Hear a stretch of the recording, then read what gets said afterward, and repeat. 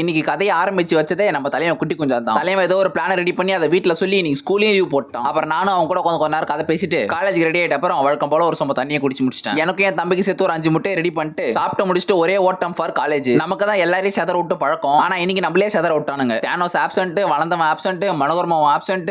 இன்னைக்கு எவனுமே காலேஜுக்கு வரல. இவனுங்க லீவ் போறவனுங்க சொல்லிட்டு கூட லீவ் போட மாட்டானுங்க. கரெக்டா நான் காலேஜுக்குள்ள வந்துட்ட அப்புறம் தான் ஃபோன் பண்ணி சொல்றானுங்களே, தேனோஸ் கிட்ட ஏன்டா இப்படி எல்லாம் பண்றேன்னு கேட்டா, மாப்பிள்ள நம்மள ஃப்ரெண்ட்ஸ் அப்படிதான்டா அப்படின்றான். இந்த நியூ இயர் வந்தா நான் யூடியூப் சேனல் ஆரம்பிச்சு 1 வருஷம் ஆக போகுது. இவன் என் கிளாஸ் நண்பன் தான். ஆனா நண்பர் இப்பதான் நம்ம யூடியூப் சேனல்ல சர்ப்ரைஸே பண்றாப்ல. தொடர்ந்து தூரல் மழை பெஞ்சிக்கிட்டே இருக்கு. அதனால நீ கிரவுண்ட்ல ட்ரைனிங் பண்ண முடியாது. சோ ஜிம்முக்கு ஓடி வந்துட்டேன். வந்து ஐயா நம்மளுக்கு நீங்க என்ன ட்ரைனிங்னு கேட்டேன். உனக்கு இன்னைக்கு ஸ்ட்ரென்த் பிளஸ் எக்ஸ்ப்ளோசிவ்னு சொல்லிட்டாரு. கடகடன்னு ட்ரைனிங் ஆரம்பிச்சிட்டேன். அப்படியே ட்ரைனிங்க்கு நடுவுல அப்பப்போ ஒரு சின்ன வாட்டர் பிரேக். தண்ணியை குடிச்ச அப்புறம் ஃபீலிங் பெட்டர். அதனால அடுத்த செட்ல எக்ஸ்ட்ரா வெயிட் ஆட் பண்ணி ஒர்க் அவுட்டை ஃபினிஷ் பண்ணிட்டேன். நான் ட்ரைனிங்லாம் முடிச்சுட்டு வீட்டுக்கு கிளம்புறேன். அப்பதான் உங்க நண்பன் தேனோஸ் கண்ணில் தென்பட்டான். அதுக்கப்புறம் தான் காலேஜ் வராததுக்கு உண்மையான காரணத்தை சொல்றான். அந்த காரணத்தை எப்படி வெளியே சொல்றதுன்னு எனக்கு ஒன்றும் தெரியல. அவங்க கூட பேசிட்டு அப்படியே ஒரு நடைய போட்டு அங்கிருந்து கிளம்பி வீட்டுக்கு வந்துட்டு நைட்டுக்கு 2 முட்டை ஆம்லேட் போட்டு சாப்பிட்டு இன்னைக்கு நாளை முடிச்சுக்கிட்டேன்.